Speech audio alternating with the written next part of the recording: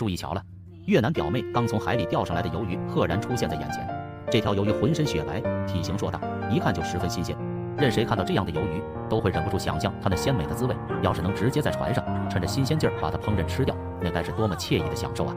然而越南表妹却没有这么做，她轻轻掀开船上的活水舱，将这条鱿鱼小心翼翼地放了进去。看样子今天表妹的运气着实不错，往活水舱里瞧去，已经有不少鱿鱼在里面活蹦乱跳了。